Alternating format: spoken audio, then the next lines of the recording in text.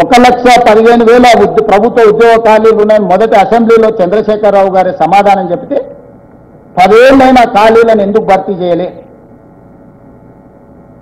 అంటే ఉద్యమము తెలంగాణ రాష్ట్ర సాధన యొక్క ఆత్మనే చంపేసింది. ఏ ఒక్క ప్రాజెక్టు పూర్తి చేయాలి? 1,86,000 కోట్ల రూపాయలు సాగునీటి ప్రాజెక్టుల కాంట్రాక్టర్లకు చెల్లించిండ్రు. 1000 కోట్లతో పూర్తి కావాల్సిన కల్వకుర్తి పూర్తి కాలే, 2,000 కోట్లతో పూర్తి కావాల్సిన ఎస్ఎల్బిసి టన్నెల్ పూర్తి కాలే 10 సంవత్సరాల. భీమా, నెట్టంపాడు, కోయిల్ సాగరు, రాజీవ్ సాగర్, సీతారామ సాగర్ కింద పేరు మారింది, సమ్మక్క సారలతో మారింది, ప్రాణహిత చేవల కాళేశ్వరంగా మారింది. ఏ ప్రాజెక్టు కూడా పూర్తి చేయలేదు. 1,86,000 కోట్ల రూపాయలు ఎక్కడికి వెళ్ళినాయి? 27,000 కోట్ల రూపాయలు పాలమూరు రంగారెడ్డి ఎత్తిపోతల ఖర్చు పెట్టి 1 ఎకరాకు కూడా నీళ్ళు ఇవ్వలేదు. ఏ రంగమైనా తీసుకోండి, వ్యవసాయ రంగం తీసుకుంటారా, విద్యారంగం తీసుకుంటారా, వైద్య రంగం తీసుకుంటారా? ఉస్మానియా హాస్పిటల్ 100 సంవత్సరాలు పూర్తి చేసుకున్నది, శిథిలావస్థకు చేరుతున్నది. అది హెరిటేజ్ బిల్డింగ్. ఉస్మానియా హాస్పిటల్ని కొత్త దగ్గర నిర్మించండి, కనీసం ఒక ఉస్మానియా హాస్పిటల్ని కూడా నిర్మించే ప్రయత్నం చేయలేదు. మొదలుపెట్టిన సనత్ నగర్ కిమ్స్ కావచ్చు, అల్వాల్ కిమ్స్ కావచ్చు, ఎల్బీ నగర్ కిమ్స్ కావచ్చు, లేకపోతే వరంగల్లో మొదలుపెట్టిన హాస్పిటల్ కావచ్చు, ఏది పూర్తి చేయకుండా అర్ధాంతరంగా వదిలేసిపోయింది. హైదరాబాద్లో నిర్మించదలుచుకున్న ఆరాంఘర్ కావచ్చు, హైటెక్ సిటీ దగ్గర కట్టిన పీజీఆర్ ఫ్లైఓవర్ కావచ్చు, సిటీలో కూడా ఏదైనా ప్రాజెక్టులు మొదలుపెట్టినాయి, పూర్తయినాయా? ఒక్క ఉద్యోగం రాని, పైసా ప్రయోజనం లేని కమాండ్ కంట్రోల్ రూము, సచివాలయము, ప్రగతి భవన్ ఇవి పూర్తయినాయి. వేగంగా 6 నెలల నుంచి 9 నెలలు, 2 సంవత్సరాలు తిరిగే లోపల ఇవన్నీ పూర్తయినాయి. ఇవన్నీ ఎవరి ప్రయోజనం కోసము? ఎవరి మీద నిఘా పెట్టడానికి? ఎవరి వాస్తు దశ దిశ అంటారు. ఆయన దశనే చక్కా లేకపోతే దిశ మారుస్తే ఏమొస్తుంది? ఆయన కొడుకు జీవితంలో ఆ రేఖనే లేదు.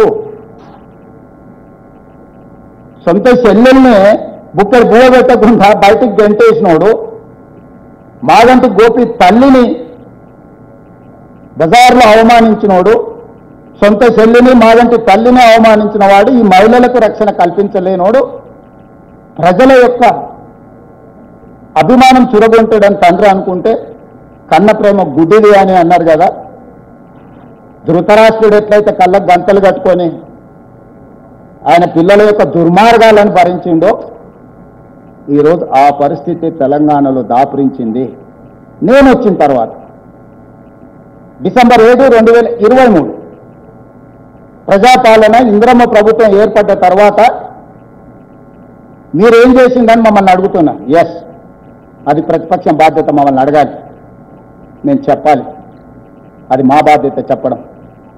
అడగడం వాళ్ళ అధికారం, చెప్పడం మా బాధ్యత. అధికారాన్ని చేపట్టిన 48 గంటల్లోనే ఈ రాష్ట్రంలో ఆడపిల్లలకు బస్సుల్లో ఉచిత ప్రయాణానికి నేను సంతకం పెట్టినా.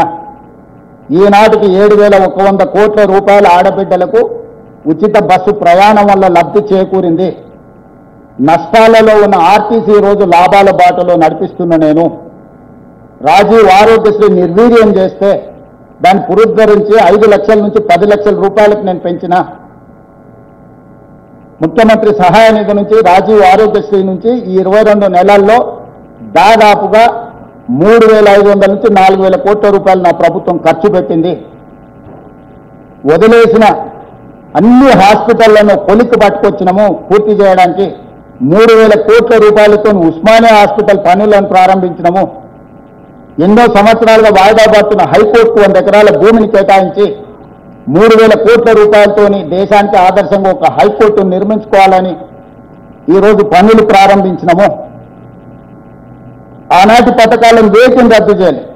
దోపిడీ జరుగుతున్న బతుకమ్మ చీరల్ని తీస్తే ఈరోజు ఆడబిడ్డలకు 2 మంచి చీరలు 1 కోటి మందికి ఇవ్వాలి అని చెప్పి చీరల పథకాన్ని పునరుద్ధరించినాము. ఆనాడు దొడ్డు బియ్యం ఇచ్చి బర్లకు దానా పెడుతుంటే ఈనాడు నేను సన్న బియ్యం ఇచ్చి 3,10,00,000 మంది ఈరోజు తెలంగాణ రాష్ట్రంలో సన్న బియ్యం తింటున్నారు. రేషన్ కార్డులు నేను ఇచ్చిన, 500 రూపాయల సిలిండర్ నేను ఇచ్చిన, 200 యూనిట్లు ప్రతి ఇంటికి పేదవాడికి 50 లక్షల కుటుంబాలకు ఉచిత కరెంటు నేనిచ్చిన 3,10,00,000 మందికి సన్న బియ్యం నేనిచ్చిన రాజీవ్ ఆరోగ్యశ్రీ 10 లక్షలకి నేను పెంచిన 21,000 కోట్ల రూపాయలు 25 లక్షల మంది రైతు కుటుంబాలకు రైతు రుణమాఫీ నేను చేసిన ఇవాళ నేను 9,000 కోట్ల రూపాయలు 9 రోజుల్లో రైతు భరోసా ఖాతాలో రైతుల్లోకి వేసి రైతు భరోసా పథకాన్ని ఆనాడు 6,500 ఉంటే ఈనాడు 9,000 కోట్లకు పెంచి రైతు భరోసా పథకాన్ని నేను అమలు చేసిన షాదీ ముబారక్ కళ్యాణ లక్ష్మి కొనసాగించిన ఏ ఒక్క పథకాన్ని కూడా చంద్రశేఖరరావు ప్రారంభించింది నేను రద్దు చేయలేదు నేను అదనంగా సన్న బియ్యం ఇచ్చినా రేషన్ కార్డు ఇచ్చినా ఉచితంగా కరెంటు రైతులకు ఇవ్వడమే కాకుండా ఇండ్లకి 200 యూనిట్లు ఉచిత కరెంట్ ఇచ్చినా 500 రూపాయలకు సిలిండర్ ఇచ్చినా ప్రతి పథకాన్ని నేను అమలు చేసిన అదనంగా చేసిన ఏళ్ల నుంచి సమాజాన్ని పట్టి పీడిస్తున్నా ఇక చాలా మంది మిత్రులు ఉండొచ్చు వర్గీకరణ మీద ఎవరైనా ఈ దేశంలో సాహసం చేసిందా 35 సంవత్సరాల నుంచి ఎస్సీ వర్గీకరణ మీద పోరాటాలు చేసి పిల్లలు ప్రాణాలు కోల్పోయి ప్రాణం పెట్టి కొట్లాడింది వర్గీకరణ సమస్యకు శాశ్వత పరిష్కారం చూపించి వర్గీకరణనే మొట్టమొదటి దేశంలో అమలు చేసిన రాష్ట్రంగా నేను మొదటి స్థానంలో నిలబడ్డా